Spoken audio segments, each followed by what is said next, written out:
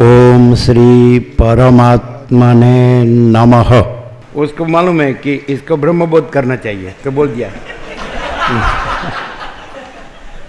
और वो भी तत्वबोधी था, है ना, विवेक है ना। पेज नंबर 74 से 82, सर्ग 10 और 11। श्री वशिष्ठ जी द्वारा ब्रह्मा जी के और अपने जन्म का वर्णन, ज्ञान प्राप्ति का विस्तार, श्री राम जी के वैराग्य की प्रशंसा, वक्ता और प्रश्नकर्ता के लक्षण आदि का विशेष रूप से वर्णन। ये है।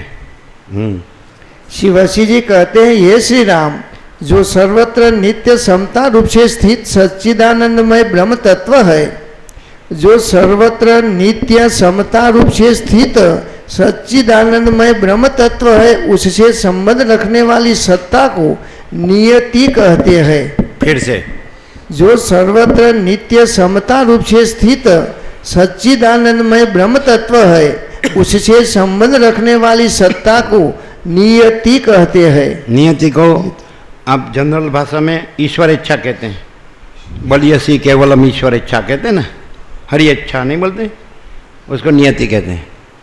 समझ आता है ना। वास्तव में वो जो तत्व है, जो नित्य समता रूप, जो परब्रह्म परमात्मा, उससे अलग नहीं वस्तु।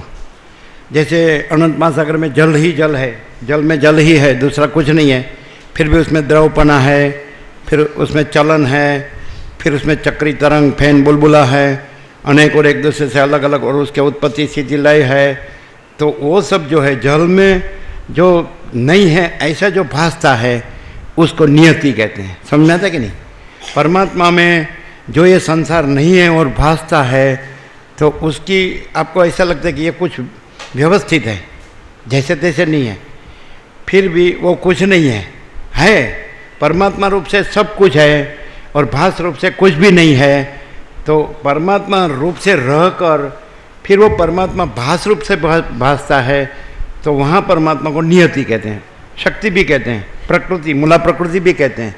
ये पर्याय है सब, मूला प्रकृति कहते हैं ना, है ना। गीता में कृष्ण ने कहा है, 7वें अध्याय में कहा है ना, कि मेरी अष्टधा प्रकृति है ना, मन बुद्धि अहंकार पंचभूत है ना, अष्टधा। फिर मेरी परा प्रकृति जीव है, ये अपरा अष्टधा है ना, पंचभूत आकाश वायु तेज जल पृथ्वी और मन बुद्धि अहंकार, तो वो अपरा है ना। फिर जीव तो परा, फिर दोनों से पर तो मैं, तो परब्रह्म परमात्मा, ऐसा नहीं है कि नहीं। तो ये जो प्रकृति जो है ना, परा अपरा, उसको नियति कहते हैं। समझ में आए। शब्द अलग अलग है, एक ही तत्व है, लेकिन उसको ये क्यों चल रहा है कि एक ही तत्व है और वो आप स्वयं है, तो वो आप सम्यक प्रबुद्ध होकर रहिए और परम शांति पाइए। आप इस भास में न रहे, आपका भास न रहे, तो इसके लिए तत्वबोध है। क्लियर है कि नहीं। आपको ऐसा लग रहा है ना कि ये मैं हूँ, ये सब है, तो ये कुछ नहीं है। तो इसका सामान्यीकरण, जनरलाइजेशन नियति में करते हैं कि ये सब दिख रहा है, हो रहा है, वो क्या है। तो वास्तव में तो परब्रह्म ही है, परमात्मा ही है। लेकिन जब वो दिख रहा है, हो रहा है, तो वो दृष्टा दृश्य भास्कर ये सब दिख रहा है, हो रहा है, तो वो दृष्टा दृश्य भासना, फिर ये सब दिखना, दिख रहा है, हो रहा है, ऐसा भासना, वो नियति है। लेकिन नियति भी तत्वतः परब्रह्म परमात्मा है। भास से वो नियति है, परमात्मा ही। परमात्मा तत्व से परमात्मा है, भास से। क्लियर नहीं क्लियर।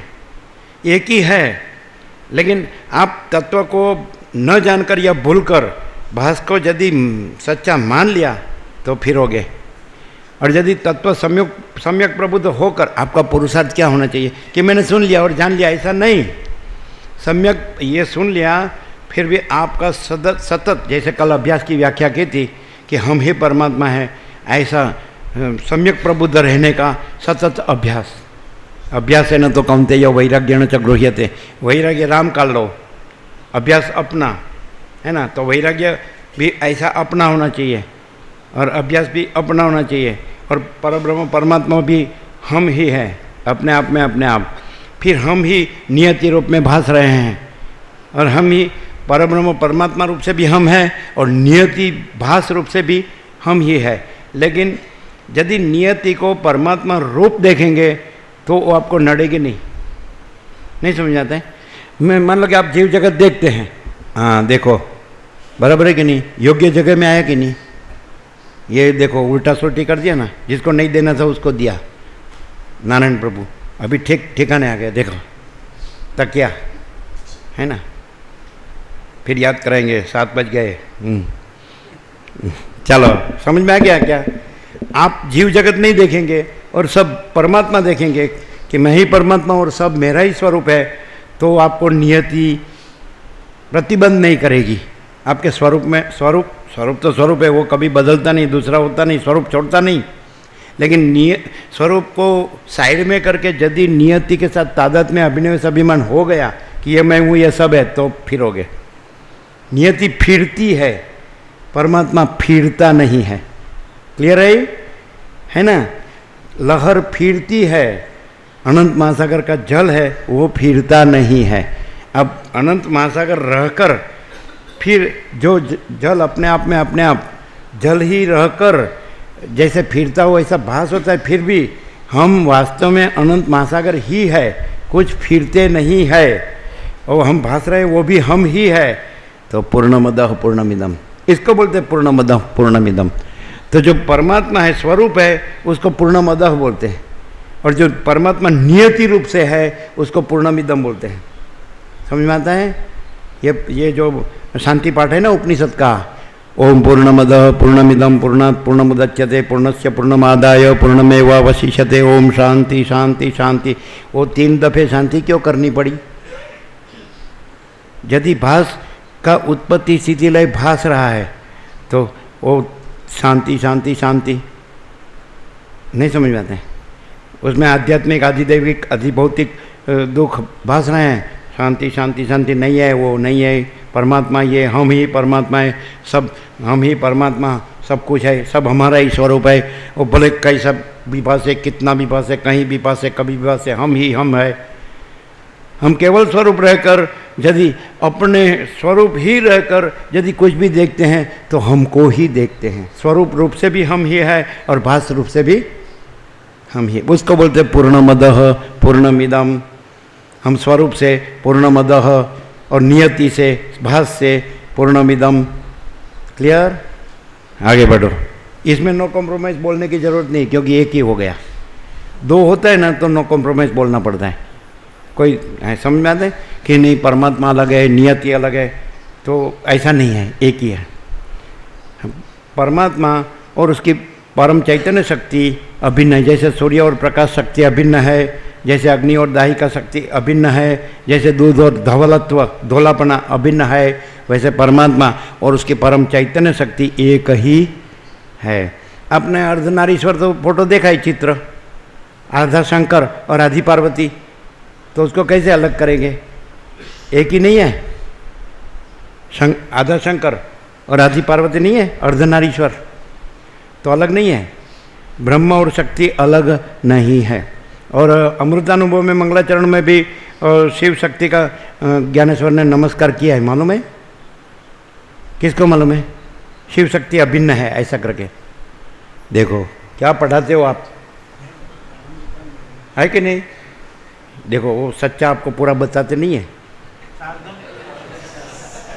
हाँ है कि नहीं। आप लोग यहाँ बैठे बैठे क्या करते हैं इतने साल से। चलो आगे बैठो। बराबर है ना, समझे ना। वो शिव है वही ब्रह्म है, और नियति है वही शक्ति है, और एक ही है। और यदि आप ये सब देखेंगे ना तो आपको समझना है कि मैं ही ब्रह्म हूँ और ये सब मेरी ही शक्ति है कि नहीं। जब मैं निर्गुण निराकार हूँ, निरंजन निराकार निर्विकार हूँ, चिदाकाश अनंत शुद्ध, तो मैं ही ब्रह्म हूँ। और फिर मैं ही ये सृष्टि स्थिति प्रलय रूप में भास रहा हूँ, तो ये मैं मेरा ही शक्ति रूप है। उसमें कुछ हो नहीं रहा है, दूसरा प्लस माइनस नहीं होता है। आपको विज्ञान पढ़े हुए होंगे ना थोड़ा बहुत, साइंस, उसमें शक्ति संचय का नियम आता है, मालूम है। शक्ति संचय का नियम, तो उसमें ऐसा कहते हैं शक्ति उत्पन्न भी नहीं होती और उसका नाश भी नहीं होता, और सरखी ही रहती है, समान, माने जितनी है उतनी अनंत उतनी रहती है और मात्र रूपांतर में भासती है। मालूम है शक्ति संचय का नियम? मालूम नहीं? मालूम। किसको आया? पढ़ने में नहीं आया? आया है ना? शक्ति संचय का नियम विज्ञान में आता है, सामान्य विज्ञान में, कि शक्ति उत्पन्न भी नहीं होती, अनादि सिद्ध सत्य है ना, है ना? परमात्मा की शक्ति परमात्मा ही है और अनादि सिद्ध सत्य है, तो उत्पन्न नहीं होती है। इसलिए अजातवाद में गौड़पद में अजन्मा, अजात आत्मा अजन्मा है। फिर अजन्मा है तो फिर उसकी उत्पत्ति या स्थिति या लय नहीं कह सकते, वही है, बस आत्मा ही है। आगे चलो, एकदम लो। आपको यदि कुछ क्लियर न हो तो नारायण प्रभु को बोल के उधर कभी भी आ सकते हैं, ठीक है? अभी वो बोला कितने आए? हम बोले एक भी नहीं आया। वो बोले यहीं मिल जाता तो वहाँ धक्का कौन खाएगा? हाँ चलो चलो चलो, एकदम। श्री वशी जी कहते हैं, ये श्री राम जो सर्वत्र नित्य समता रूप से स्थित सच्चिदानंदमय ब्रह्म तत्व है, उससे संबंध रखने वाली सत्ता को नियति कहते हैं। वही नियंता की नियंत्रण शक्ति है तथा नियंत्रण में रहने वाले पदार्थों में जो नियंत्रित होने की योग्यता है वह भी सत्ता ही है। यदि परमात्मा नियति से जीव जगत रूप बने हैं तो जीव जगत का स्वातंत्र्य नहीं है। परमात्मा निय रूप से उसको संयत करते हैं। संयत समझते हैं ना? उसका सब कुछ उसी से होता है। नियति क्या है? परमात्मा है, तो परमात्मा नियति रूप से उसका सब करते हैं। कोई बोलते ये कौन करता है? तो परमात्मा ये अपने आप में यह सब हो रहा है। तो आप जीव जगत दूसरा नहीं देखेंगे, नियति से आप ये जीव जगत को नियति रूप से देखेंगे तो परमात्मा रूप से देखेंगे, है कि नहीं? अनुलोम विलोम, परमात्मा नियति रूप से जीव जगत रूप हो रहा है और जीव जगत नियति रूप से परमात्मा रूप है, अनुलोम विलोम, है कि नहीं? जल ही तरंग रूप से भास रहा है, तरंग ही जल रूप है, दो नहीं है, एक ही है। आगे अब मैं उस सार गर्भी संहिता का वर्णन करूंगा जो ये लोक तथा परलोक की सिद्धि के लिए परम पुरुषार्थ रूप फल प्रदान करने वाली। ये सदग्रंथ में शिरोमणि श्री योग वासिष्ठ महारामायण मोक्ष संहिता है और श्रीमद् भागवत जो श्री कृष्ण चरित्र है वो परमहंस संहिता है कि नहीं? उसमें परमहंसों से परब्रह्म परमात्मा का प्रकाश किया है।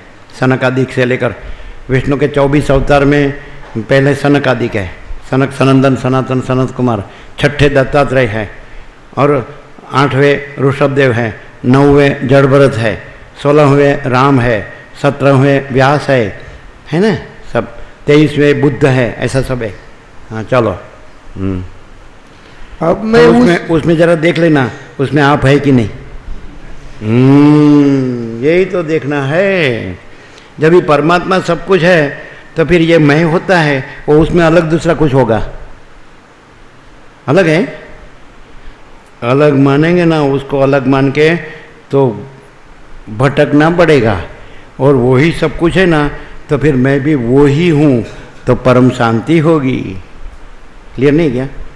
यदि अनंत महासागर अपने में लहर रूप में भास रहा है और महासागर पड़ने में से लहर रूप में तादाद में अभिनिवेश अभिमान करता है कि मैं ये लहर हूँ, अनंत महासागर दूसरा है, तो फिर घूमना पड़ेगा और लहर जान लेगी कि सब अनंत महासागर है तो मैं भी अनंत महासागर ही हूँ, तो घूमने की प्रतीति नहीं होगी, परम शांति ही रहेगी। क्लियर है क्या? आगे बढ़ो, बस इट राम, एकदम लो। अब मैं उस सार गर्भी संहिता का वर्णन करूंगा। यदि आप अपने को सच्चे परमात्मा जानोगे तो आप सच्ची परम शांति में ही रहेंगे। और यदि आप सच्चे परमात्मा आप ही है उसको दूसरा मानेंगे और आपको जो उसमें अलग दूसरा नहीं है वैसे अलग दूसरा मानेंगे तो आपको सच्ची परम शांति नहीं अनुभव में आएगी। आप ही सच्चे परमात्मा हो और आप सच्चे परमात्मा का ही ये सारा स्वरूप है, उसमें अलग दूसरा कुछ भी नहीं है कि नहीं? तो आपको मालूम तो है कि सब सत्पुरुष बैठे थे, उसमें ज्ञानेश्वर भी थे और उसमें गोरा कुंभर भी था और नामदेव, है ना। देखो कौन कच्चा है कौन पक्का है ना। तो गोरा कुंभर ने टपली मारा है शायद, नाम या कच्चा। अरे जो विट्ठल को जो नृत्य करता है तो विट्ठल उसके पीछे पीछे नृत्य करते हैं, उससे बातें करता है, वो साथी रहते हैं, तो उसको कच्चा क्यों कहा? अरे मुझे कच्चा क्यों कहा? तो जाओ वो ओंडा नागनाथ हो गया, है ना। अब तो सब जानते हैं, जरूरत नहीं ना कहने की। हाँ भी नहीं बोलते, ना भी नहीं बोलते। फिर विश्व खेचर है कि नहीं। तो फिर शिवलिंग पर पैर रख के वो बूढ़ा पड़ा रहा था। अरे ये बोले ये क्या है, ये इसको कोई विवेक है कि नहीं। अरे बोला मैं तो अशक्त हूँ, तो मेरा पैर हटा दो, जहाँ तेरे भगवान न हो, जहाँ पैर हटाते गया, है ना, है ना। जहाँ पैर हटाते गया उसके नीचे स्वयंभू, जहाँ पैर हटा। हाँ, तो उसको मालूम हो गया ये अविवेकी नहीं है, मैं ये अविवेकी हूँ। फिर सत्पुरुषों ने कहा कि तेरा विट्ठल केवल पंढरपुर की मूर्ति में ही नहीं है, सब जगह है कि नहीं।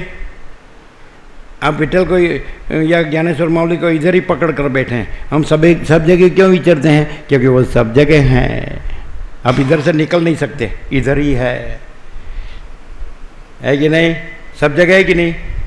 तो फिर विचरो मुक्त, नहीं इधर ही है, इधर स्पेशल है, उसमें सामान्य विशेष का भेद नहीं है नहीं है। आप यदि भास देखेंगे तो आपको भेद भासेंगे, और आप जब ऑल इज वन देखेंगे तो भेद नहीं भासेंगे, है कि नहीं, सब एक ही है। फिर आ गया तो फिर वो जाने नहीं लगा मंदिर में, तो वो विट्ठल बोलो वो क्यों आता नहीं है वो? तो मेरा विट्ठल मात्र इस मूर्ति में नहीं है, सब जगह है कि नहीं। आगे बढ़ो वशिष्ठराम।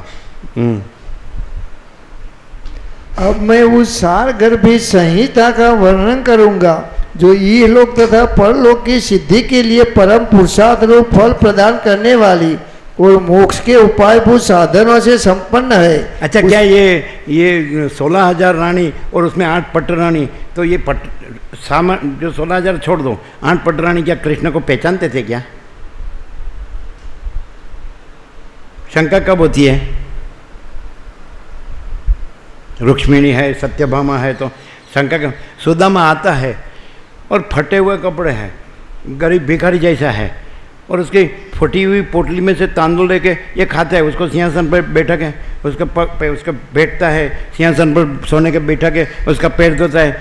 तो ये क्या कर रहे हैं? तो उसने कृष्ण को कैसे पहचाना? नहीं समझ में आता है। ये कृष्ण क्या कर रहे हैं, ये कैसा है, ये किसको ये सब क्या कर रहे हैं? हमको तो ऐसी शंका नहीं होती, हमको मालूम है, वो जानता है ये मेरा आत्मा है। जो ऐसा पहचाने वो तो ये बोलता है ये तो मेरा स्वामी है, तो आपने उसको नहीं पहचाना। समझ में आता है? जो उसको ऐसा पहचानता है, योमाम पश्यति सर्वत्र सर्वम च मयि पश्यति तस्याहम न प्रणश्यामि स च मे न प्रणश्यति। योमाम पश्यति सर्वत्र, है ना, जो मुझे सर्वत्र देखता है, सर्वम च मयि पश्यति, सर्व को मुझ में देखता है, तस्याहम न प्रणश्यामि, उससे मैं अलग नहीं रहता हूँ, स च मे न प्रणश्यति, वो मुझसे अलग नहीं रहता है। ऐसा जो उसको जानता है, आत्मा को जानता है, वो ही आत्मा को जानता है। जो आत्मा को भास रूप से जानता है कि ये तो मेरे स्वामी है, तो वो आत्मा को नहीं जानता है, भास को जानता है। नहीं समझ में आता है? क्लियर नहीं किया? एक ही आत्मा है, अनंत है, आत्मा स्वयमेव है। फिर जो वक्ता है श्रोता को क्या कहता है? तुम स्वयं हो। पहले जनरल बोलेगा वक्ता श्रोता को, एक ही आत्मा है, अनंत है, आत्मा स्वयमेव है। आपने बताया गुरुजी, ठीक बताया, लेकिन तो फिर मैं कौन हूँ? तुम स्वयं आत्मा हो, तुम ये भास रूप नहीं हो, माने तुम एक ही हो, तुम अनंत हो, तुम स्वयमेव हो। ये हो गया आत्मज्ञान। क्लियर हो रहा है? तुम जो ये भास रूप से अपने को मान रहे हैं, लेकिन वास्तव में एक ही आत्मा है, अनंत है, आत्मा स्वयं एवं है, तुम स्वयं हो, है कि नहीं? अनंत हो, है कि नहीं? तुम स्वयं ही हो, तुम स्वयं ही हो। क्लियर होता है? यदि आप ऐसे रखेंगे कि ये मैं हूँ, ये ज्ञानेश्वर है, ये विट्ठल है, ये पूर्ण ब्रह्म है, और बहुरत्ना वसुंधरा अनेक महात्मा है, और उसका अनेक ज्ञान के सत्शास्त्र हैं, तो कोई बोलेगा मैं इसको मानता हूँ, कोई बोलेगा मैं इसको मानता हूँ, कोई बोलेगा इसको मानता हूँ, तो ऐसा है क्या? कैवल्य सदा एक रूप, ऑल इज वन। तो आप स्वयं वो हो, ये सब स्वयं वो ही है। कोई ऐसा कहेगा मैं, हाँ आत्मा हो, मैं बोल को उसको दृष्टा दृष्टि में मत लाओ, ये मैं हूँ और ये सब है, ऐसा उस ये मैं नहीं है दृष्टा, और ये सब नहीं है दृश्य।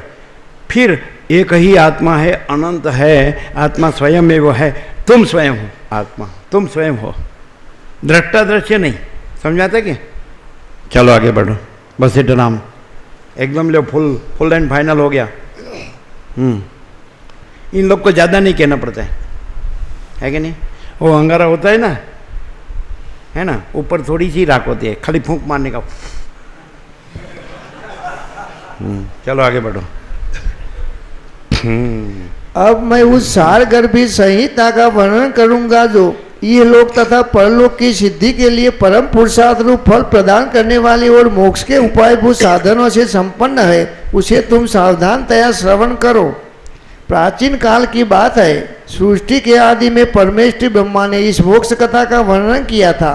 यह संपूर्ण दुखों का विनाश करने वाली है और बुद्धि को परम शांति प्रदान करती है। परम शांति अपने पंचाक्षर चालू ही रहेंगे आखिर तक।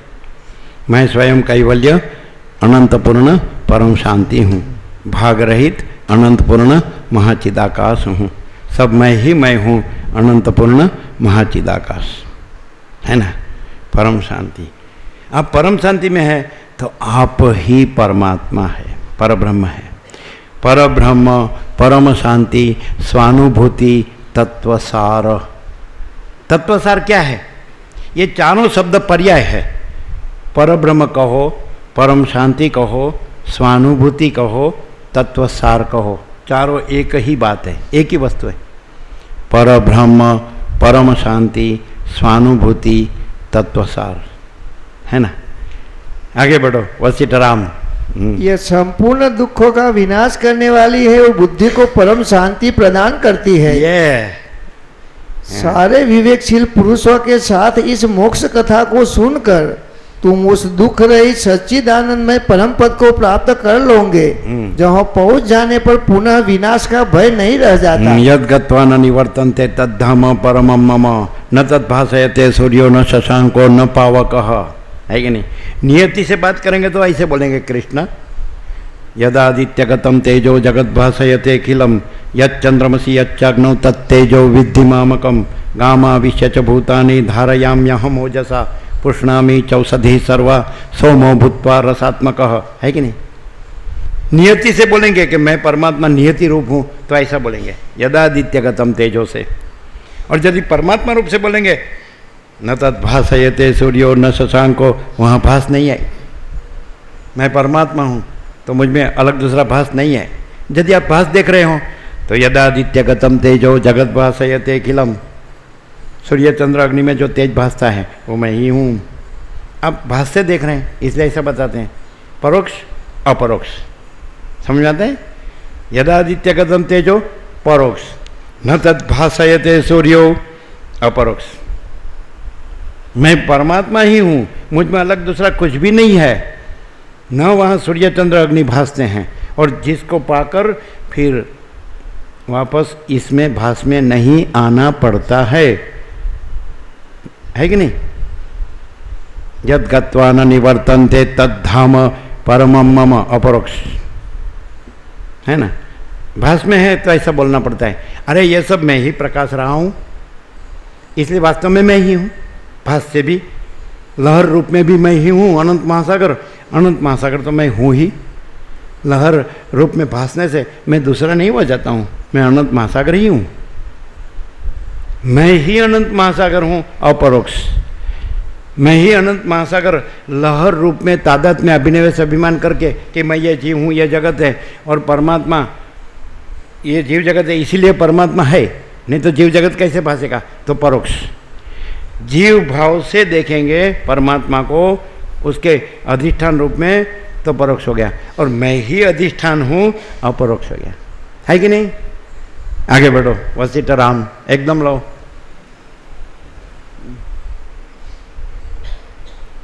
श्री राम जी ने पूछा, हे ब्राह्मण। सो रहे हो? अच्छा, हाँ। श्री राम जी ने पूछा, हे ब्राह्मण, पूर्व काल में ब्रह्मा जी ने किस लिए इस कथा का वर्णन किया था और आपको इसकी प्राप्ति कैसे हुई? ये प्रभु, ये वृत्तांत मुझे बताइए। श्री वशिष्ठ जी ने कहा, हे श्री राम, परब्रह्म परमात्मा सर्वव्यापक, सबका आश्रय स्थान, नित्य चेतन, अविनाशी, समस्त प्राणियों में प्रकाशक रूप से वर्तमान और अनंत विलासों का एकमात्र अधिष्ठान है। आ गया ना? सब आ गया? बुक के साथ कंफर्म करो। ये किसी का घर का या किसी का मन का या किसी के जेब का नहीं है।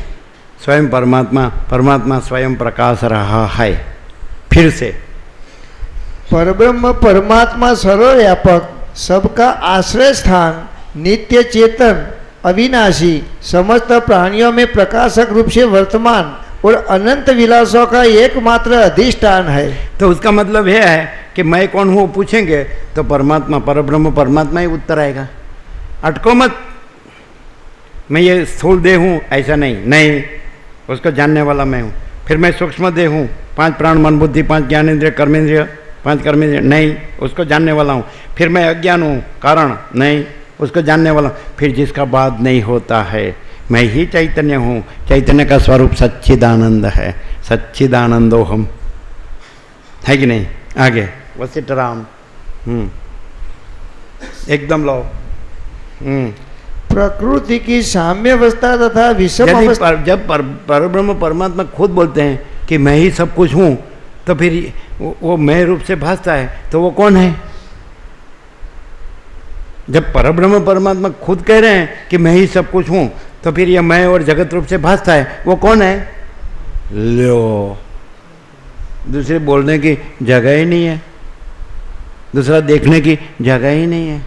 इसी को बोलते सर्वम खल्विदम ब्रह्म तज्जलान एकमेव द्वितीयम ब्रह्म नेह नानास्ति किंचन। आगे बढ़ो वशिष्ठ राम। प्रकृति की साम्य अवस्था तथा विषम अवस्था में भी वह निर्विकार रूप से स्थित रहता है। उसी परमात्मा से विष्णु का प्रागट्य हुआ, ठीक उसी तरह जैसे प्रवहनशील जल से परिपूर्ण सागर से तरंग उत्पन्न होती है। उन विष्णु के हृदय कमल से ब्रह्मा प्रकट हुए, जो वेद तथा वेदार्थ के तत्वज्ञ थे। उन्होंने देवता और से उसी परमात्मा से देखो बराबर, उसी परमात्मा कहाँ से आए हैं? उसी परमात्मा से विष्णु का प्रागट्य हुआ, ठीक उसी तरह अधिष्ठान कौन है? हाँ, अटको मत, आगे बढ़ो, है कि नहीं? हाँ, उसी परमात्मा से बोलो। उसी परमात्मा से विष्णु का प्रागट्य हुआ, ठीक उसी तरह जैसे प्रवहनशील जल से परिपूर्ण सागर से तरंग उत्पन्न होती है। ये पहला तरंग है ना? सब पकड़ जाते हैं वशिष्ठ में, सब पकड़ जाते हैं कि वास्तव में ये क्या है? ये तरंग दिख रहा है, ये विष्णु ये दिख रहा है, ये क्या है? वास्तव में अनंत परब्रह्म परमात्मा महासागर ही है। तरंग अलग दूसरा नहीं है। विट्ठल को अलग दूसरा मत देखो, ज्ञानेश्वर को अलग दूसरा मत देखो। अरे आप स्वयं आपको ही अलग दूसरा मत देखो। बोध कैसे लेने का? मैं कौन हूँ से लेने का। पहले आप कैसे लेंगे कि ईश्वर है, विष्णु है, विट्ठल है, ये ज्ञानेश्वर है, ये इष्ट है, ये सदगुरु है, ये कुलदेवी है, ऐसा नहीं। फिर लेकिन वहाँ से अटकने का नहीं, वो तो स्टेप्स है। समझ में आता है कि नहीं? और तो बताएंगे ज्ञान के अज्ञान के उत्तर से क्रम की 7 भूमिका, ज्ञान थी चढ़ते क्रम की 7 भूमिका, शुभेच्छा सुविचारण तनुमानसा सत्वापत्ति असंशक्ति पदार्था भाविनी तुर्यातीत जीवन मुक्ति विदय मुक्ति। तो चौथी सत्वापत्ति आत्म साक्षात्कार है। फिर वहाँ द्वैत नहीं रहता है, अहम नहीं रहता है, व्यक्ति नहीं रहती है।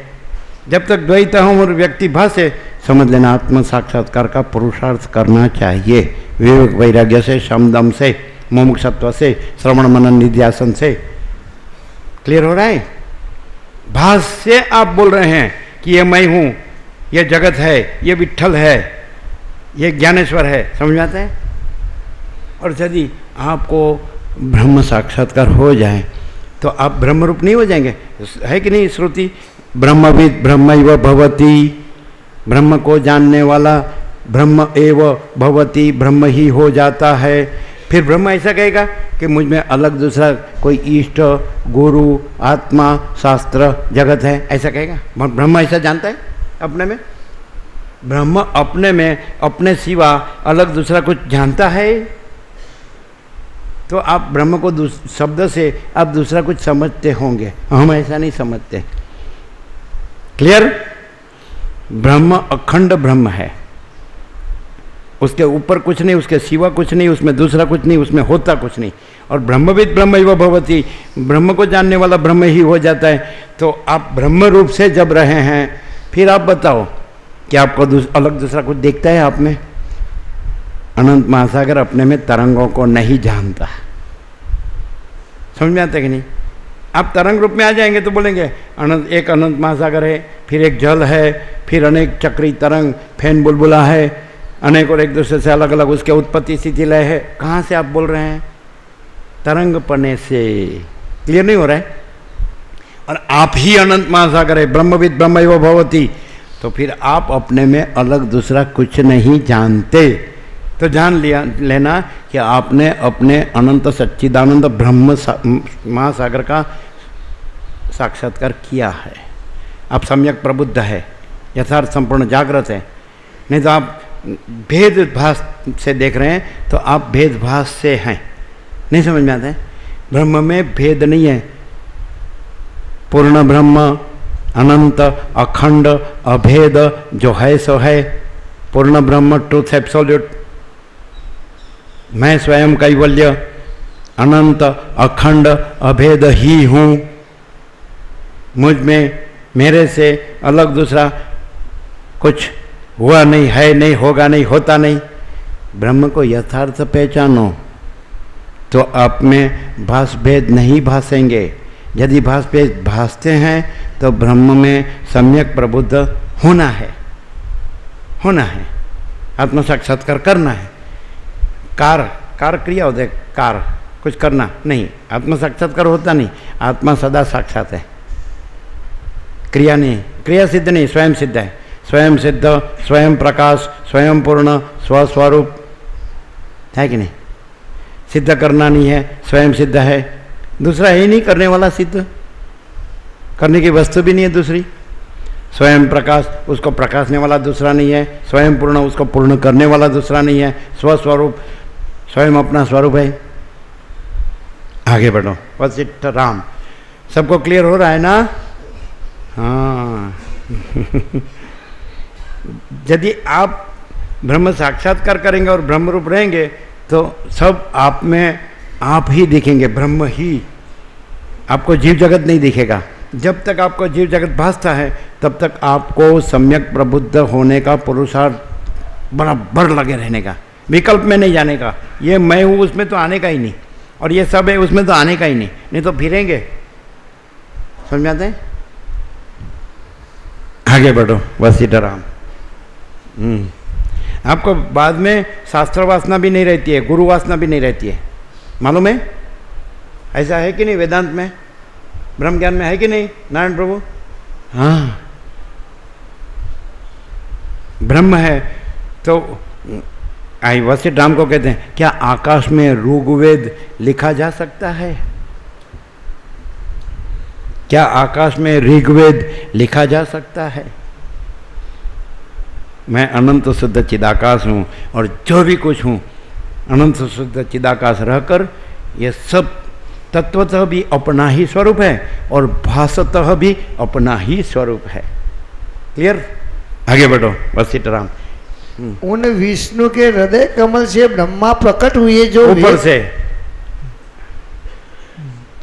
उसी परमात्मा से विष्णु का प्रागट्य हुआ, ठीक उसी तरह जैसे प्रवहनशील जल से परिपूर्ण सागर से तरंग उत्पन्न होती है, उन विष्णु के हृदय कमल तो परमात्मा अनंत महासागर है और विष्णु उसका पहला तरंग है, और विष्णु से ब्रह्मा तरंग में से दूसरा तरंग है, और ब्रह्मा से सृष्टि स्थिति प्रलय के तरंग है। तो वास्तव में तरंग नहीं है, अनंत परमात्मा परब्रह्म परमात्मा महासागर ही है, सदा एक रूप, ऑल इज वन। मूल में रहिए, प्रक्षेप में मत आइए, विवर्त में मत आइए। समझ में आता है? मूल है कि नहीं? भास में मत है। ऊर्ध्वमूलम अधः शाखम अश्वत्थम प्राहुरव्ययम छंदांसी यस्य पर्णानि यस्तम वेद स वेदवित्। वो क्यों बोले? किसको बोले? यस्तम वेद, यह तम वेद, इसको जो जानता है वो वेदवित् है। उसका मतलब क्या होता है? ऊर्ध्वमूलम अधः शाखम, जिसका तत्व रूपी मूल ऊर्ध्व है और जिसकी संसार रूपी शाखा अधः है कि नहीं? ऊर्ध्वमूलम अधः शाखम अश्वत्थम, पीपल वृक्ष की उपमा दी है। अश्वत्थम प्राहु अव्ययम, अश्वत्थ संसार रूपी वृक्ष अव्यय क्यों है? अरे तत्व अव्यय है ऐसा कहना है। अधिष्ठान से हमेशा अर्थ लेने का है। सत्शास्त्र का दो अर्थ होता है, शब्दार्थ और मर्मार्थ। शब्दार्थ छोड़ देना चाहिए, मर्मार्थ ले लेना चाहिए। यदि संसार वृक्ष अव्यय दिखता है तो वो वृक्ष तो भास है, और तत्व ऐसा भास रहा है, तत्व अव्यय है। समझाते कि नहीं? अविनाशी तो तद्विद्धि ये न सर्वमिदम ततम विनाशम यस्य अव्ययस्यास्य अव्यय है कि नहीं? विनाशम अव्ययस्यास्य न कश्चित कर्तुम अर्हति। इस अव्यय का, जिसका व्यय नहीं होता है, उसका विनाश करने में कोई समर्थ नहीं है कि नहीं? अविनाशी, सर्वव्यापक, ये न सर्वमिदम तत्व। तो यहाँ भी संसार अव्यय नहीं है। यदि अनंत महासागर में तरंग भासते हैं वो अव्यय है, ऐसा नहीं। अनंत महासागर अव्यय है, इसलिए भास अव्यय भासता है, दो अव्यय नहीं है। क्लियर है? हाँ, तो पहले अनंत परब्रह्म परमात्मा महासागर से पहला तरंग विष्णु ईश्वर, ये वसिष्ठी कहते हैं। दूसरे कोई सत्शास्त्र में आपको नहीं सुनने मिलेगा। परम सत्ता परब्रह्म का माया रूपी दर्पण में पड़ा हुआ समष्टि बड़ा जीव कल्पना नाम का प्रतिबिंब ही ईश्वर कहलाता है। ईश्वर की व्याख्या सुनो, दूसरे किसी शास्त्र में नहीं मिलेगी। परम सत्ता परब्रह्म का माया रूपी दर्पण में पड़ा हुआ समष्टि बड़ा जीव कल्पना नाम का प्रतिबिंब ही, प्रतिबिंब समष्टि चिदाभास, चिदाकाश है, चिदाभास नहीं है। और यदि चिदाभास है तो चिदाकाश स्वरूप से है, चिदाभास रूप से नहीं है। हम है तो चिदाकाश स्वरूप से है, चिदाभास रूप से नहीं है। विठ्ठल है तो चिदाकाश स्वरूप से है, चिदाभास रूप से नहीं है। ज्ञानेश्वर है तो चिदाकाश स्वरूप से है, चिदाभास रूप से नहीं है। भेद भासेंगे तो आपको आत्म साक्षात्कार, ब्रह्म साक्षात्कार कैसे? और ब्रह्म साक्षात्कार है तो भेदभास कैसे? क्लियर नहीं क्या? और उससे कोई ऊंचा नीचा नहीं हो जाता है। आपको जो भास रूप देखते थे वो गलत देखते थे, आप उसको तत्व रूप अनुभव करेंगे। नहीं समझ आता है? आपका इष्ट या आपका सदगुरु, उसको आप तत्व रूप से देखेंगे तो वो परब्रह्म परमात्मा है, उसमें नीचा थोड़ी हो गया। ऊपर से आप उसको भास रूप से देख के नीचे लाते हैं। क्लियर नहीं क्या? और वो भी उसको कैसे बचते हैं मालूम है? प्रभु मुझे ये दो, प्रभु मुझे वो दो। तो आपको प्रभु नहीं चाहिए, ये और वो चाहिए। हनुमान जी का उपासना करेगा बराबर कि मेरा इष्ट है कि नहीं? तो शनिवार करेगा, है ना, आंकड़े की माला चढ़ाएगा, तेल सिंदूर चढ़ाएगा, है कि नहीं? बहुत करेगा, बहुत करेगा, हनुमान जी साक्षात हो जाएंगे। हाँ बच्चा बोलो क्या चाहिए? मुझे तो ज़्यादा नहीं चाहिए। खाली ऐसा करो। अभी तो बाद में दूसरा मांगूंगा, अभी 1 अरब दे दो। हनुमान जी क्या बोले, क्या लंगोटी बेच के दूं? चलो आगे बढ़ो। वशिष्ठ राम, भगवान के पास जो मांगते हैं तो वो अपने अंदर अपना आत्मा है उसको नहीं पहचानते हैं। आगे बढ़ो वशिष्ठ राम। चलो, लंगोटी कीमती होगी तो 1 अरब में तो बिक जाएगी, है ना, कॉस्टली। चलो आगे बढ़ो। उन विष्णु के हृदय कमल हनुमान जी के पास 1 अरब है क्या? हनुमान जी के हृदय ऐसा ऐसा फाड़कर चीर कर क्या बताया अंदर? 1 अरब बताया क्या? ये अभी के मस्तिष्क 7 खंड के 7 करोड़ और उसका खोपड़ी फोड़ कर देखेंगे तो खाली ये बड़े बड़े अंक ही दिखने में आएंगे, संख्या। चलो आगे बढ़ो। शुष्क और निरस, और यह रस वैसा परमात्मा परम आनंद स्वरूप है। वो पैसे नहीं है ना, वो पैसे से खरीदने बेचने की वस्तु नहीं है। मंदिरों तो काला धोला 2 नंबर में बन सकते हैं, लेकिन परमात्मा काला धोला 2 नंबर में नहीं मिलते हैं, है कि नहीं? लघुता ग्रंथि मत रखो, अपने स्वरूप में सम्यक प्रबुद्ध होकर सबको अपना स्वरूप देखो, लेकिन विकल्प से मत देखो, स्वरूप से देखो। आगे बढ़ो। विकल्प सच्चा नहीं है, स्वरूप सच्चा है। क्लियर? चलो आगे बढ़ो। उन विष्णु के हृदय कमल से ब्रह्मा प्रकट हुए जो वेद तथा वेदार्थ के तत्वज्ञ है। उन्होंने देवता और मुनियों के समुदायों से संयुक्त होकर अनेक विध विकल्पों की सृष्टि करने वाले मन की भांति विभिन्न प्रकार की सृष्टि रचना की। अभी एकदम ले लो, फुल एंड फाइनल हो गया है। जम्मू द्वीप के इस भाग में जो भारतवर्ष नाम से प्रसिद्ध है, ब्रह्मा जी द्वारा रचित सारा प्राणी समुदाय आदि व्याधि से संयुक्त, लाभ हानि से पीड़ित वो जन्म मरणशील था। प्राणियों की इस सृष्टि में सारे जन समुदाय को नाना प्रकार के व्यसन जन्य कष्टों से पीड़ित देख सर्वलोक सृष्टा भगवान ब्रह्मा का हृदय उसी प्रकार दयाद्र हो गया जैसे पुत्र को दुखी देखकर पिता को दया आ जाती है। फिर तो वे उनके कल्याण के लिए क्षण भर एकाग्रचित हो यह विचार करने लगे कि इन हताश तथा अल्पायु जीवों के दुख का अंत किस प्रकार होगा। ऐसा विचार कर सामर्थ्यशाली स्वयं भगवान ब्रह्मा ने उनके कष्टापहरण के लिए तप, धर्म, दान, सत्य व तीर्थ सेवन आदि साधनों का निर्माण किया। इन्हें उत्पन्न करके सृष्टिकर्ता ब्रह्मा ने पुनः स्वयं विचार किया कि इन साधनों से लोगों के सांसारिक दुख का समूल विनाश नहीं हो सकता, बल्कि परम निर्वाण रूप मोक्ष ही परम सुख है। परम निर्वाण रूप मोक्ष ही परम सुख है, जिसकी प्राप्ति हो जाने पर जीव जन्म मृत्यु के चक्र से छूट जाता है। उस मोक्ष की प्राप्ति ज्ञान से ही होती है। ज्ञानात एव तो कैवल्यम, ऐसी श्रुति है कि नहीं? ज्ञानात एव तो कैवल्यम, ज्ञान से ही मोक्ष है ना। परम निर्वाण, परम कैवल्य, परम शांति। परम निर्वाण, परम कैवल्य, परम शांति। आगे बढ़ो, एकदम लो। उसे मोक्ष की प्राप्ति ज्ञान से ही होती है, इसलिए जीव के लिए संसार सागर से पार होने का एकमात्र उपाय ज्ञान ही है।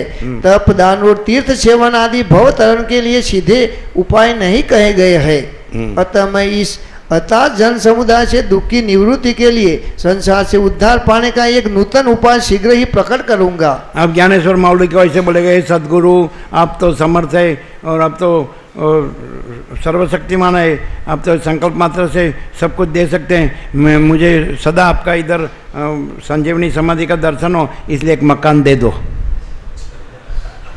एक दुकान दे दो। तो ये ज्ञानत एवं तो कैवल्यम हो गया क्या? हाँ, अरे तुम जो हो और मुझे वही कर दो, फिर ये चक्कर में फिरना ना पड़े। तुम जिसमें अलग न हो उसमें मैं भी अलग ना रहूं। तुम ब्रह्म में अलग ना हो तो मैं भी ब्रह्म में अलग ना हूं। उसके लिए सदगुरु है, मकान दुकान के लिए सदगुरु नहीं है। क्लियर? और विठल तेरे को तो 16,008 है, हमको एक तो दे दो। ये भिखारी माया का। इष्ट और सदगुरु वो जो तत्व में अभिन्न है उसको ऐसा बोलना चाहिए, हमको तुम जो तत्व में अभिन्न हो उसी तत्व में अभिन्न कर दो। फिर तुम और मैं और ईश्वरो गुरुरात्मेति मूर्ति भेद विभागिने व्योमवद व्याप्त देहाय दक्षिणामूर्तये नमः। ईश्वर गुरु आत्मा अलग नहीं है, व्योमवत है ना, व्याप्त देहाय आकाशवत भाग रहित अनंत पूर्ण महाचिदाकाश हूँ। मैं स्वयं कैवल्य अनंत पूर्ण परम शांति हूँ, सब मैं ही मैं हूँ, अनंत पूर्ण महाचिदाकाश। हाँ है ना, भटकना नहीं, अब तो बहुत भटकना हो गया, अभी नहीं भटकना है। हम अभी तो अपने केवल स्वस्वरूप अनंत पूर्ण महाचिदाकाश में ही रहेंगे, हम भास में कभी नहीं आएंगे। ऐसा होना चाहिए। एक मकान दो, एक दुकान दो और आपको 16,000 आंटे, तो हमको तो एक ही दो, मर जाएगा। धारेशना पुत्रेशना वित्तेशना लोकेशना, लोग मर रहे हैं, तमाचा मार कर गाल डाल रखते हैं, हम सुखी हैं, हम बड़े हैं, हम अच्छे हैं, हम सच्चे हैं, हम शेठ हैं, हम साहब है। अंदर तो जल रहा है अज्ञान की आग में, माया की, है कि नहीं? तो आप बोलेंगे हमको मालूम नहीं, थोड़ा टेस्ट करें। जहर का टेस्ट नहीं होता है। आगे बढ़ो, नो कॉम्प्रोमाइज। बोलो आपका क्या अनुभव है? एक से ही सारा जीवन सुनाई नहीं देता है सबको। आपने अनुभव किया है, इसने जहर का अनुभव किया है। जहर का अनुभव किया, न मरता हूँ न जीता हूँ, ऐसा बोलता है। चलो आगे बढ़ो। क्या क्या क्या? एक ही स्त्री से सारा जीवन खत्म हो गया, एक स्त्री पुत्र धन से। हाँ, ये प्रैक्टिकल। फिर आत्म साक्षात्कार करने की भी शक्ति नहीं रहती। ऐसे आप इनको पोरस चढ़ाओगे तो क्या नहीं लाएंगे, ऐसा मानते हो? हाँ हाँ हाँ हाँ हाँ हाँ, ये भी कहेंगे फिर तो हम अनुभव करके ही मानेंगे, ऐसे आप बोलने से थोड़ी मानेंगे। अनुभव करना हो तो अपने अनंत पूर्ण सच्चिदानंद परमात्मा करो, दूसरी वस्तु ही नहीं है, उसका क्या अनुभव करोगे? आगे बढ़ो वशिष्ठराम। यह विचार कर कमल पर विराजमान भगवान ब्रह्मा ने अपने मानसिक संकल्प द्वारा तुम्हारे सामने बैठे हुए मुझको उत्पन्न किया। हे निष्पाप श्री राम, जैसे एक तरंग से शीघ्र ही दूसरी तरंग प्रकट हो जाती है, उसी प्रकार मैं भी अनिर्वचनीय माया से उत्पन्न हुआ और फिर तुरंत ही अपने उन पुत्र। वशिष्ठ भी एक तरंग है, ईश्वर पहला तरंग है, विष्णु है ना, फिर ब्रह्मा दूसरा तरंग है उसमें, फिर वशिष्ठ उसमें तीसरा। तरंग में तरंग में तरंग है कि नहीं? लेकिन ये सब भास है, यह अज्ञानी को समझाने के लिए।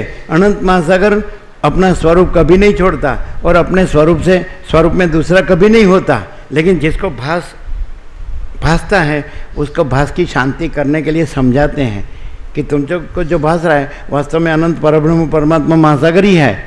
तरंग हुआ ही नहीं, है ही नहीं, होगा नहीं, होता नहीं। इसलिए तुम तरंग को मत जानो, तुम्हारे तरंग को भी मत देखो, सबके तरंग को भी मत देखो, और अनंत परब्रह्म परमात्मा महासागर को ही देखकर उसी रूप रहो। आगे बढ़ो, एकदम लो। जैसे एक तरंग से शीघ्र ही दूसरी तरंग प्रकट हो जाती है, उसी प्रकार मैं भी अनिर्वचनीय माया से उत्पन्न हुआ और फिर तुरंत ही अपने उन पितृदेह के समीप जा पहुंचा। तो कृष्ण भी कहता है मैं अजन्मा हूँ, माया से ये रूप धर रहा हूँ, नहीं है? अध्यात्म रामायण में भी व्यास मुनि कहते हैं, सदाशिव महादेव वशिष्ठ को, महादेव पार्वती को कहते हैं, ब्रह्मा नारद को कहते हैं, सुत सौनक को कहते हैं कि ये राम नहीं है, ये तो लीला मात्र माया मनुष्य रूप है, वास्तव में वो ब्रह्म है। ऐसा है ना? यदा यदा ही धर्मस्य ग्लानिर्भवति भारत अभ्युत्थानम अधर्मस्य तदात्मानं सृजाम्यहं परित्राणाय साधूनां विनाशाय च दुष्कृतां धर्म संस्थापनार्थाय संभवामि युगे युगे। है कि नहीं? आगे बढ़ो वशिष्ठराम। फिर तुरंत ही अपने उन पितृदेव के समीप जा पहुंचा, जिनके हाथ में कमंडल और रुद्राक्ष की माला शोभा पा रही थी। मैंने नम्रता पूर्वक उनको प्रणाम किया। उस समय मैं भी कमंडलू और रुद्राक्ष की माला से संयुक्त था। तब ये बेटा यह आओ, मुझसे यह कहकर उन्होंने अपने आसनभूत कमल के ऊपरी पत्ते पर श्वेत बादल पर बैठे हुए चंद्रमा की भांति मुझे अपने हाथ से पकड़कर बैठा लिया।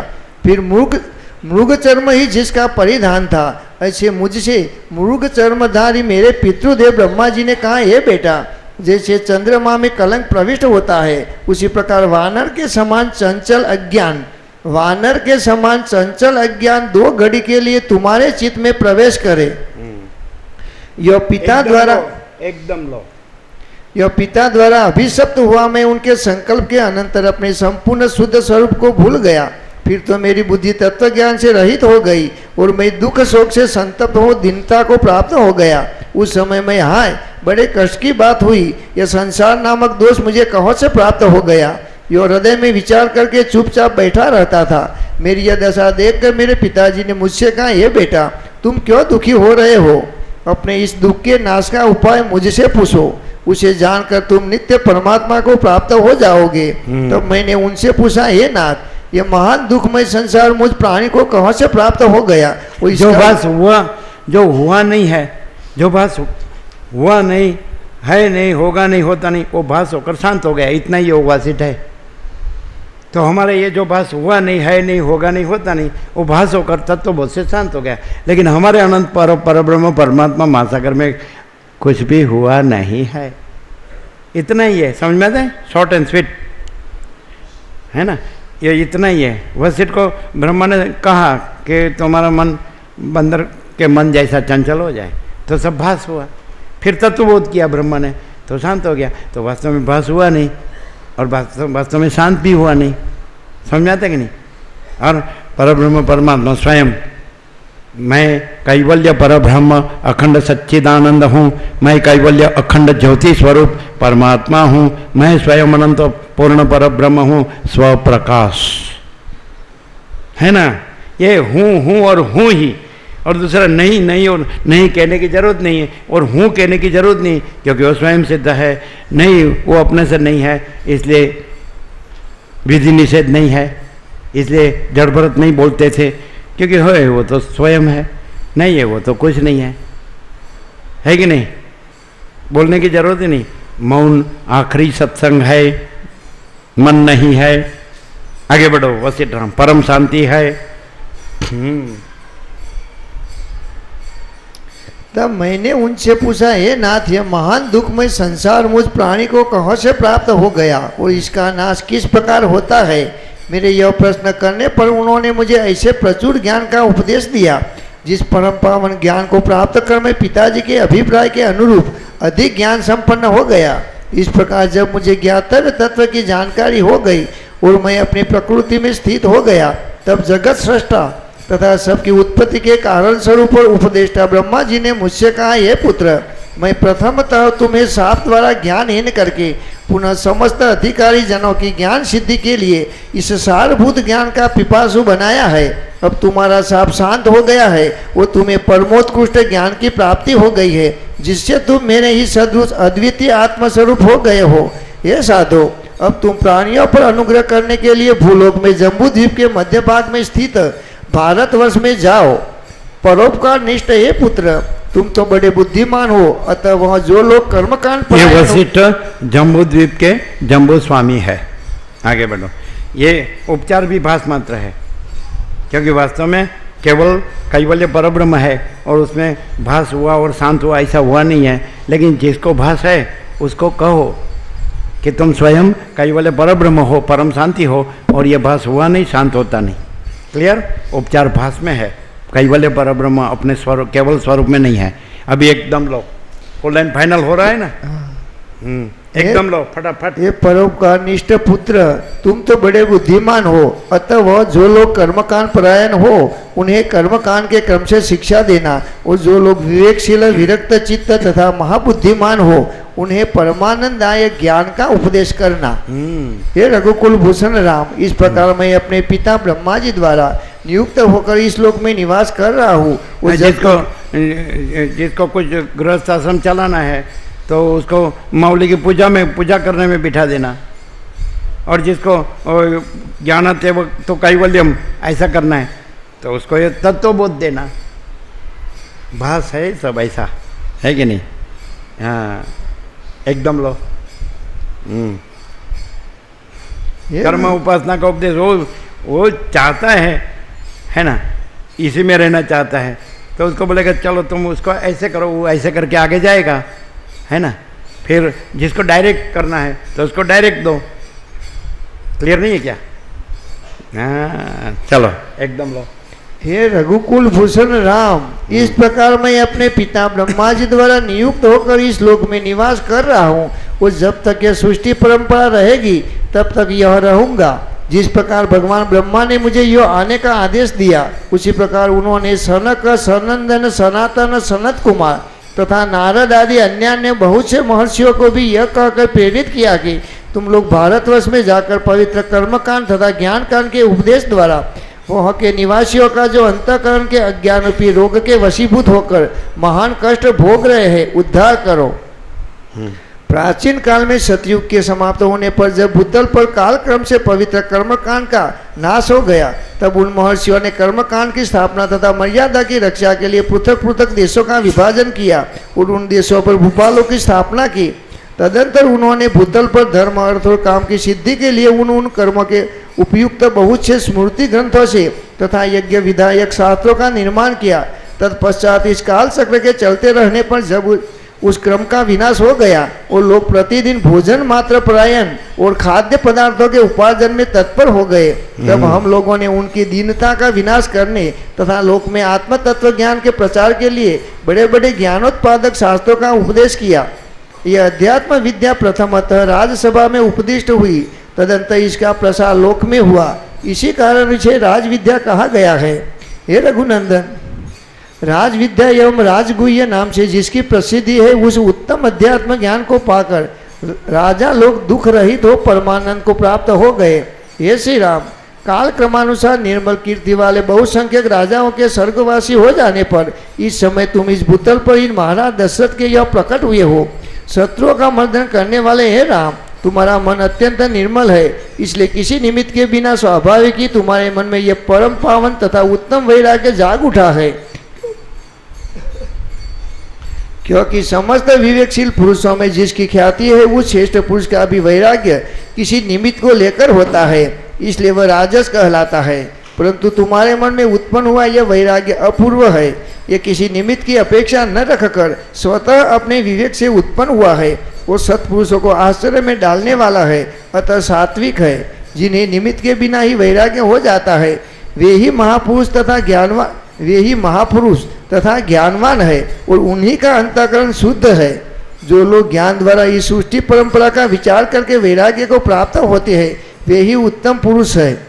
हे श्री राम, जो लोग इस संसार की असारता एवं दुख रूपता को देखकर अपनी सांसारिक बुद्धि का परित्याग कर देते हैं, वे संकल्प से छूटे हुए गजराजों की भांति संसार बंधन से मुक्त होकर परब्रह्म को प्राप्त हो जाते हैं। यह जगत परंपरा विषम और अनंत है, इसमें पड़ा हुआ महान जीव देहाध्यास से युक्त रहता है, अतएव ज्ञान के बिना उसे परम पद की प्राप्ति का मार्ग नहीं सूझता। परंतु हे रघुनंदन, जिनकी बुद्धि अगाध है, ऐसे विवेकशील पुरुष इस दुस्तर भवसागर को ज्ञान रूपी नौका द्वारा क्षण मात्र में ही पार कर जाते हैं। संसार सागर से उबारने वाले उस ज्ञान रूप उपाय को तुम अपनी बुद्धि से, जो नित्य विवेक वैराग्य आदि से समन्वित है, एकाग्रचित होकर श्रवण करो। क्योंकि इस निर्दोष ज्ञान युक्ति के बिना अनंत विक्षेपों से परिपूर्ण ये सांसारिक दुख और भय चिरकाल तक हृदय को संतप्त करते रहते हैं। हे राघव, श्रेष्ठ पुरुषों में शीत उष्ण वात आदि द्वंद्वजनित दुखों को सहन करने की क्षमता ज्ञान के बल पर ही आती है, अन्यथा ज्ञान युक्ति के अतिरिक्त वे किसी प्रकार सह्य नहीं हो सकते। दुख की चिंताएं अज्ञानी मनुष्य को पद पद पर आ घेरती है और समयानुसार उसे उसी प्रकार संतप्त करती रहती है, जैसे अग्नि की लपटें तृण को जलाकर भस्म कर डालती है। परंतु जिस प्रकार वर्षा के जल से अभिषिक्त हुए वन पर उन अग्नि ज्वालाओं का प्रभाव नहीं पड़ता, उसी तरह जिसे जानने योग्य अध्यात्म शास्त्र का ज्ञान प्राप्त हो गया है तथा जिसने भली भांति ब्रह्म तत्व का साक्षात्कार कर लिया है, ऐसी ज्ञानी पुरुष को मानसिक व्यथाएं संताप नहीं पहुंचा सकती। इस संसार रूपी मरुस्थल में बहने वाली वायु शारीरिक तथा मानसिक कष्ट रूपी आवर्तों से परिपूर्ण है। यह क्षुब्ध होकर भी तत्वज्ञानी को वैसे ही पीड़ित नहीं कर सकती, जैसे प्रचंड आंधी कल्पवृक्ष का कुछ नहीं बिगाड़ सकती। इसलिए बुद्धिमान पुरुष को चाहिए कि वह तत्वज्ञान की प्राप्ति के लिए जो श्रुति आदि का प्रमाण देने में कुशल और आत्म तत्व का यथार्थ ज्ञाता हो, ऐसे ज्ञानी पुरुष के पास जाकर प्रयत्न पूर्वक विनय भाव से प्रश्न करे। फिर जैसे केसर से रंगा हुआ वस्त्र उसके रंग को पकड़ लेता है, उसी प्रकार जिससे प्रश्न किया गया है उस प्रमाण कुशल तथा विशुद्ध चित्त वाले उपदेष्टा के वचन को प्रयत्न पूर्वक ग्रहण करना चाहिए। किंतु वाग्वेत्ताओं में श्रेष्ठ है राम, जो तत्व का ज्ञाता नहीं है, अतएव जिसके वचन अग्राह्य है, ऐसे पुरुष से जो तत्व विषय प्रश्न करता है उससे बढ़कर मूर्ख दूसरा कोई नहीं है। इसी प्रकार जिससे पूछा गया है उस प्रमाण कुशल तथा तत्वज्ञानी वक्ता के उपदेश का जो पुरुष यत्नपूर्वक अनुसरण नहीं करता उससे बढ़कर दूसरा कोई नराधम नहीं है। अतः वक्ता के व्यवहार आदि कार्यों से उसकी अज्ञता तथा तत्वज्ञता का पहले निर्णय करके जो पुरुष उससे प्रश्न करता है वह प्रश्नकर्ता उत्तम बुद्धि वाला माना जाता है, परंतु जो मूर्ख जिज्ञासु उत्तम वक्ता का निर्णय किए बिना ही उससे प्रश्न करता है वह अधम कहलाता है और उसे तत्वज्ञान रूप महान अर्थ की प्राप्ति भी नहीं होती।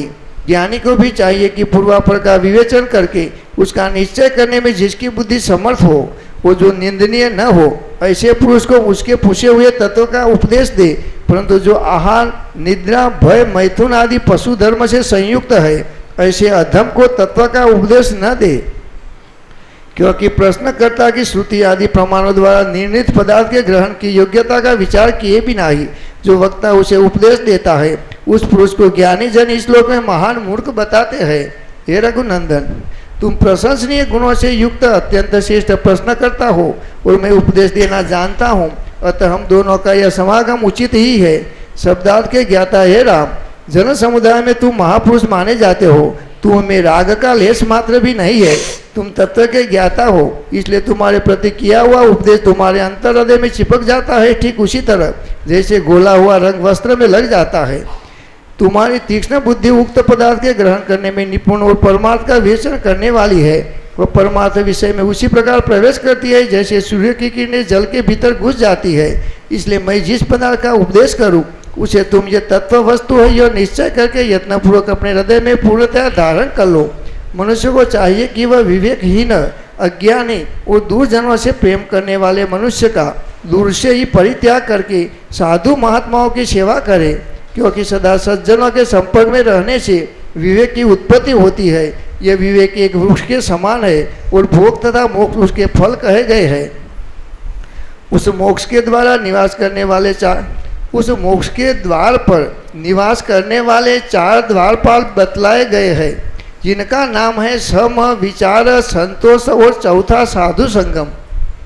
मनुष्य को इन चारों का ही प्रयत्नपूर्वक सेवन करना चाहिए, क्योंकि इनका भली भांति सेवन होने पर ये मोक्ष रूपी राजमहल के द्वार को खोल देते हैं।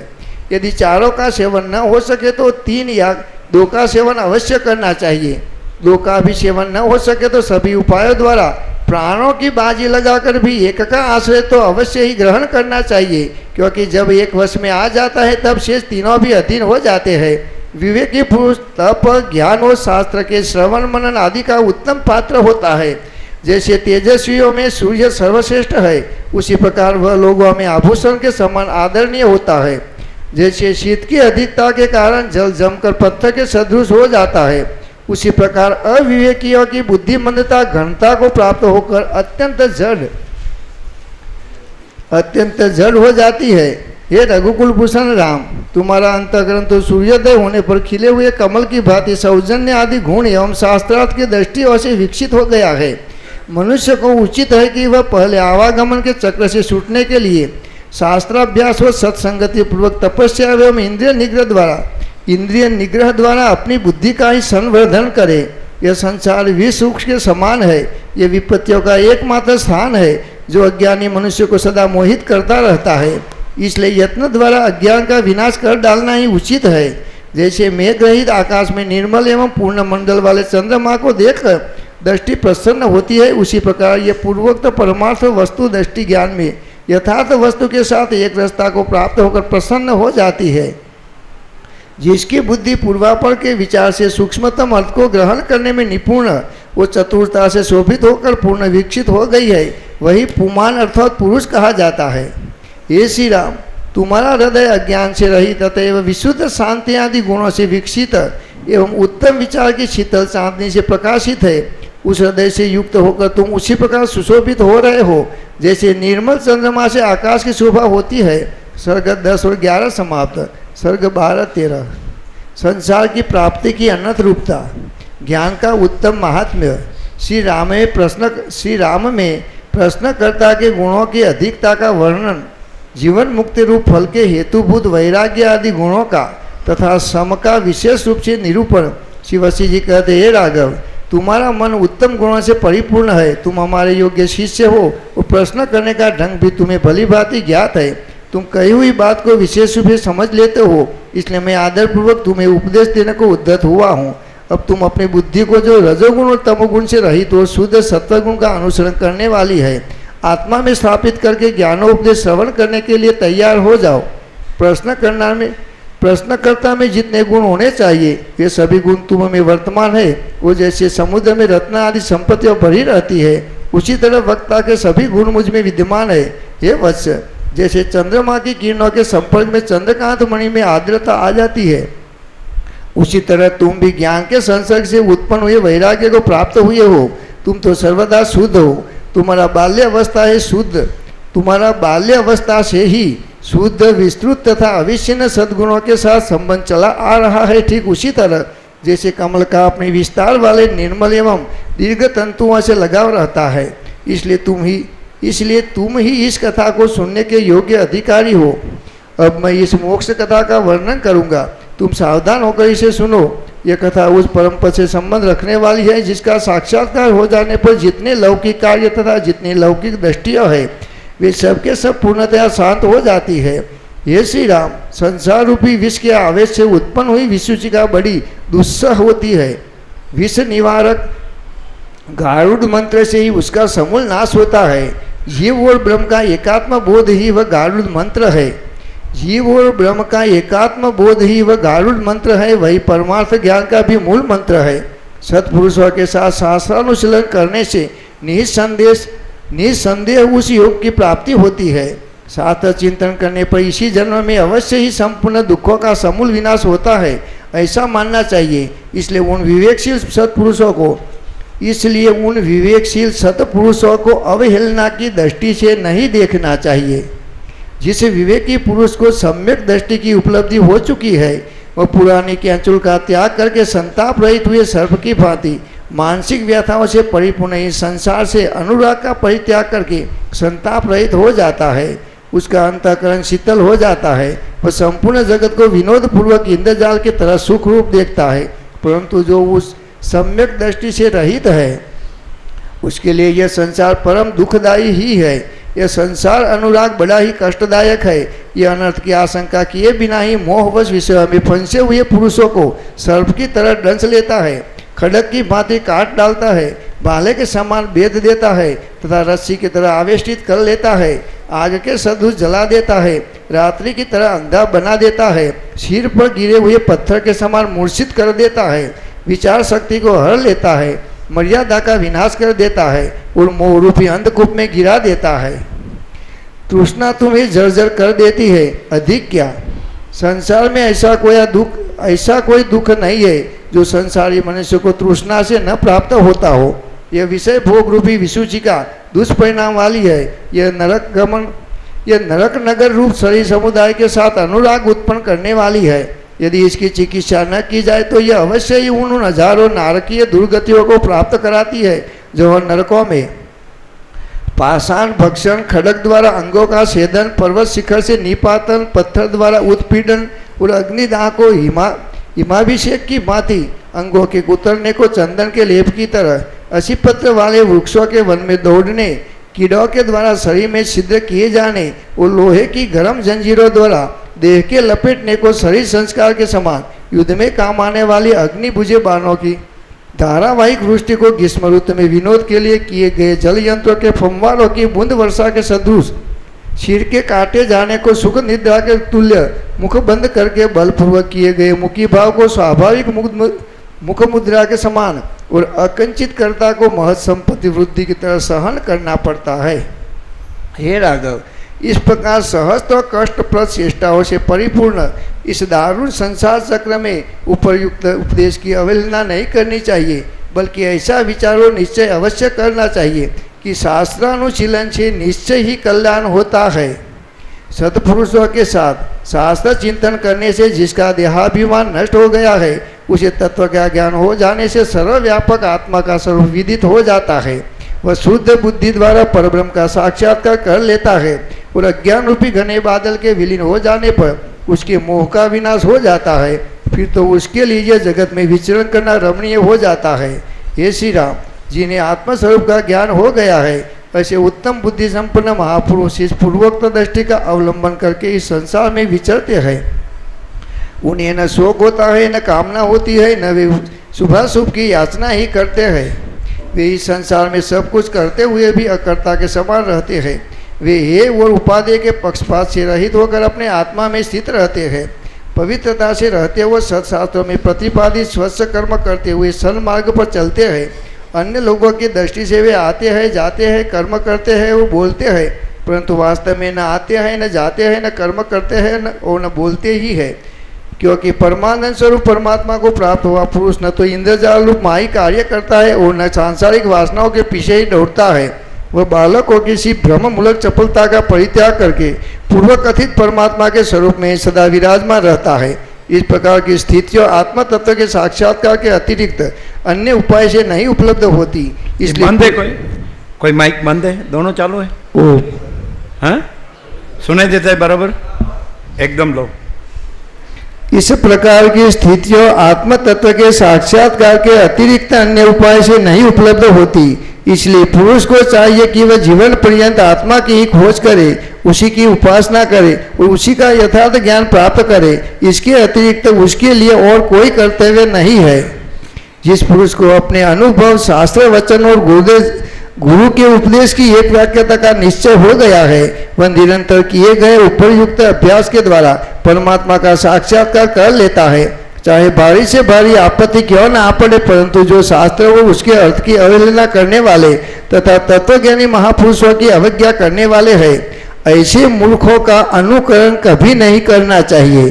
क्योंकि भूतल पर मनुष्य को जितना कष्ट अपने शरीर में स्थित अकेली मूर्खता से प्राप्त होता है, उतना दुख शारीरिक क्लेश, विष, आपत्ति और मानसिक व्यथाएं नहीं दे सकती। जिनकी बुद्धि कुछ भी उत्तम संस्कारों से संस्कृत हो चुकी है, उनकी मूर्खता का विनाश करने में जैसा यह शास्त्र समर्थ है, वैसा अन्य कोई शास्त्र नहीं है। जैसे खैर से कांटे उत्पन्न होते हैं, उसी तरह जितनी दुष्टन आपत्तियां और अधम कुछ योनियों है, वे सभी मूर्खता से पैदा होती है। जिस संसारी पुरुष को मोक्ष उपायभूत ही शास्त्र रूप प्रकाश की प्राप्ति हो गई है, वो मोहांत काल में भी पुनः अंधता को नहीं प्राप्त होता। तृष्णा मानव रूपी कमल को तभी तक संकुचित करती है जब तक विवेक रूपी सूर्य की निर्मल प्रभा का उदय नहीं होता। हे रघुनंदन, जैसे इस संसार में भगवान विष्णु एवं शंकर आदि तथा अन्य महर्षिगण जीवन मुक्त हो विचरते रहते हैं, उसी प्रकार तुम भी सांसारिक दुख से छुटकारा पाने के लिए मेरे जैसे आत्मजनों के साथ बैठकर गुरु उपदेश एवं शास्त्र प्रमाण द्वारा अपने स्वरूप को जानकर जगत में विहार करो। इस जगत में सुख तो तुच्छ से तुच्छ तिनके के सदृश है, परंतु दुखों का तो अंत ही नहीं है। इसलिए जो दुख रूप परिणाम से परिपूर्ण है, उन लौकिक सुखों में आस्था नहीं करनी चाहिए। ज्ञानी पुरुष को चाहिए कि वह परम पुरुषार्थ की सिद्धि के लिए जो अनंत और आयास रहित है, उस परम पद को प्रयत्नपूर्वक प्राप्त करे। क्योंकि जिनका मन संताप रहित होकर सर्वोत्कृष्ट परम पद रूप परमात्मा में लीन हो गया है, वे ही पुरुषों में श्रेष्ठ है। वो उन्हीं को परम पुरुषार्थ की प्राप्ति होती है। जो दुरात्मा पुरुष राज्य आदि जागतिक सुखों के उपलब्ध होने पर उनके उत्तम भोगों के आस्वादन मात्र से तृप्त बने रहते हैं, उन्हें तो तुम अंधे मेढक समझो।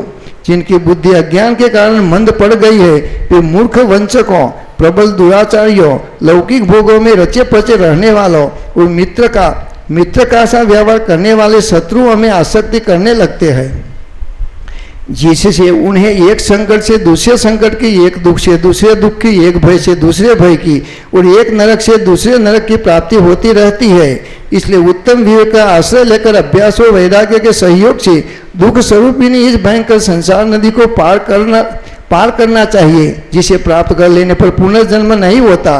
उस पहुंच जाने पर शोक का अस्तित्व मिट जाता है। वह परम पद ज्ञान द्वारा ही प्राप्त किया जा सकता है।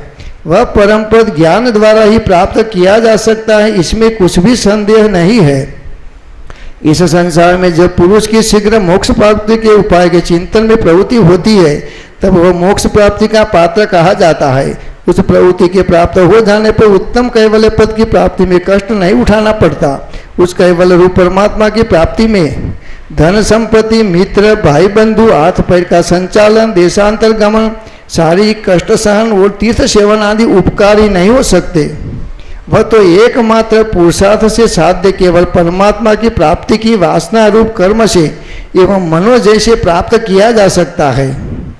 वह तो एकमात्र पुरुषार्थ से साध्य केवल परमात्मा की प्राप्ति की वासना रूप कर्म से एवं मनोजय से प्राप्त किया जा सकता है। सुखपूर्वक सेवन करने योग्य आसन पर बैठकर उस परब्रह्म का चिंतन करने वाले पुरुष को उपयुक्त परम पद की प्राप्ति हो जाती है। फिर तो उसे न शोक करना पड़ता है और न संसार में उसका पुनर्जन्म ही होता है।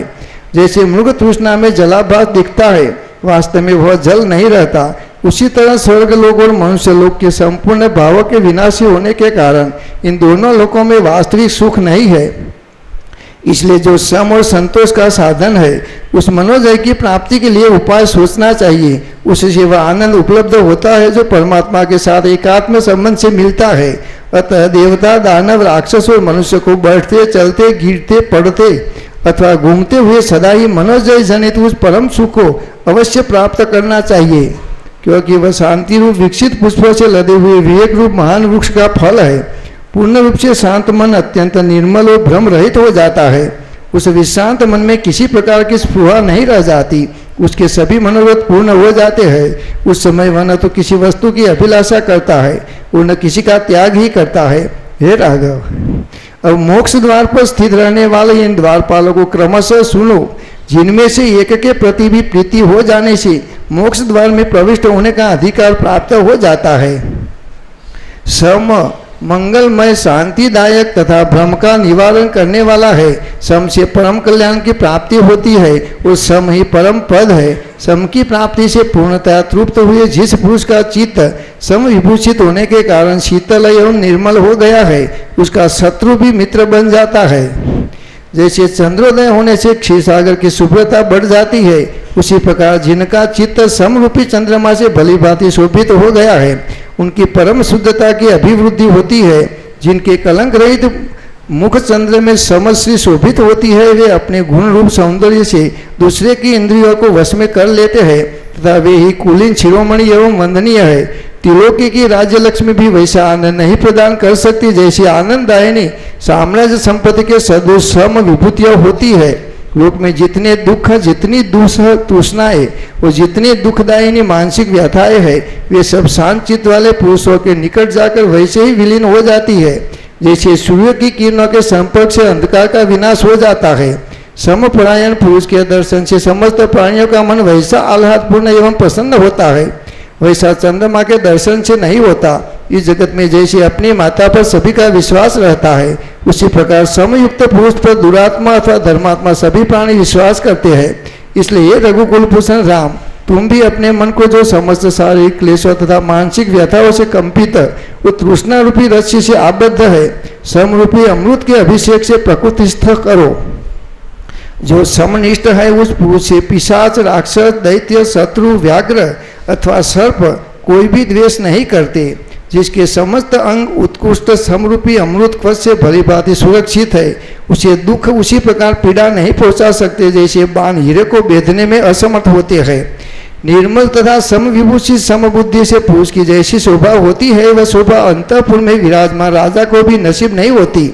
समयुक्त अंतःकरण वाले पुरुष का दर्शन करने से मनुष्य को जो शांति प्राप्त होती है, वह प्राणों से भी अधिक प्रिय स्वजन के मिलने से भी नहीं उपलब्ध होती। इस लोक में जो सम से सुशोभित तथा लोगों द्वारा प्रशंसित समवृत्ति से सबके साथ उत्तम वर्ताव करता है, उसी का जीवन सार्थक है। इसके विपरीत का जीवन तो निरर्थक ही है। जिसका मन उद्दंडता रहित हो गया है, ऐसा समपरायण श्रेष्ठ पुरुष जो कर्म करता है, उसके उस कर्म की ये समस्त प्राणी प्रशंसा करते हैं। जो पुरुष प्रिय और अप्रिय को सुनकर, स्पर्श कर, देख कर, खाकर और सूंघ कर न तो हर्षित होता है और न खिन्न होता है, वह शांत कहा जाता है। जो प्रयत्न पूर्वक इंद्रियों को अपने वश में करके समस्त प्राणियों के साथ समतापूर्ण व्यवहार करता है तथा न तो भविष्य की आकांक्षा करता है और न प्राप्त का परित्याग करता है, वह शांत कहलाता है। जिसका मन मरण, उत्सव और युद्ध के अवसर पर भी व्याकुल न होकर चंद्रमंडल के समान निर्मल आभा से युक्त रहता है, वह शांत कहा जाता है।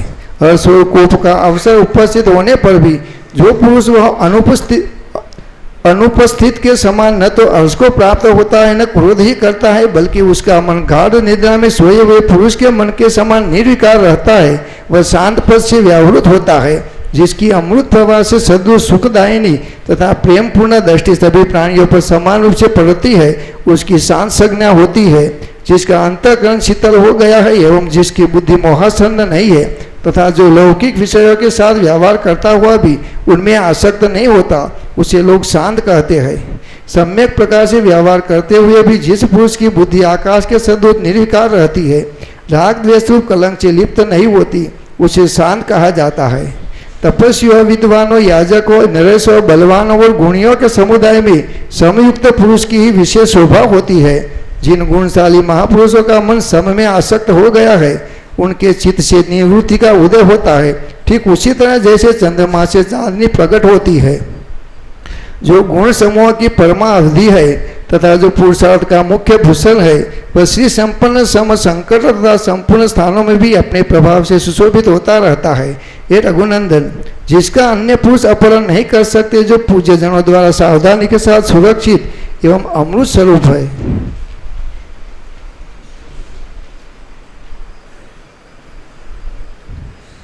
उस समरूप उत्कृष्ट साधन का आश्रय लेकर बहुत से महानुभाव जिस क्रम से परम पद को प्राप्त हो चुके हैं, तुम भी परम पुरुषार्थ की सिद्धि के लिए उसी क्रम का अनुसरण करो। स्वर्ग 12-13 समाप्त, सर्ग 14 से 16 विचार, संतोष और सत समागम का विशेष रूप से वर्णन तथा चारों गुणों में से एक ही गुण के सेवन से सदगति का कथन। शिवसी जी कहते हैं, राघव, विषय, संदेह, पूर्व पक्ष, सिद्धांत और प्रयोजन रूप कारणों के ज्ञाता पुरुष को शास्त्र ज्ञान से निर्मल हुई अतएव परम पवित्र बुद्धि द्वारा निरंतर आत्मचिंतन करना चाहिए, क्योंकि आत्मविषयक विचार करने से बुद्धि तीव्र होकर परम पद का साक्षात्कार कर लेती है। संसार रूपी महारोग के लिए विचार ही महाऔषध है, जो अनंत कामना रूपी पल्लवों से सुशोभित है। ऐसा आपत्ति रूपी वन विचार रूपी आरे से काट लिए जाने पर पुनः अंकुरित नहीं होता। लौकिक दुख से पार होने के लिए विद्वानों के पास विचार के अतिरिक्त दूसरा कोई उपाय नहीं है।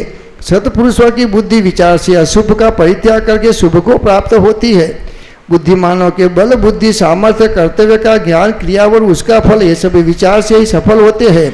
अतः जो उचित अनुचित के रहस्य उद्घाटन के लिए महान दीपक के समान है तथा अभीष्ट की सिद्धि करने वाला है, वह उस उत्कृष्ट विचार का आश्रय लेकर संसार सागर को पार करना चाहिए, क्योंकि विशुद्ध विचार रूपी सिंह हृदय स्थित विवेक रूपी कमलों को उखाड़ फेंकने वाले महामोह रूपी गजराजों को विदीर्ण कर डालता है। जो लोग विचार का अभ्युदय करने वाली बुद्धि द्वारा सबके साथ व्यवहार करते हैं, वे निश्चय ही अत्यंत श्रेष्ठ फलों के भागी होते हैं। सदविचार परायण मनुष्य अत्यंत विस्तृत महान आपत्तियों से युक्त मोह की परिस्थितियों में उसी प्रकार निमग्न नहीं होता जैसे सूर्य अंधकार में नहीं डूबते।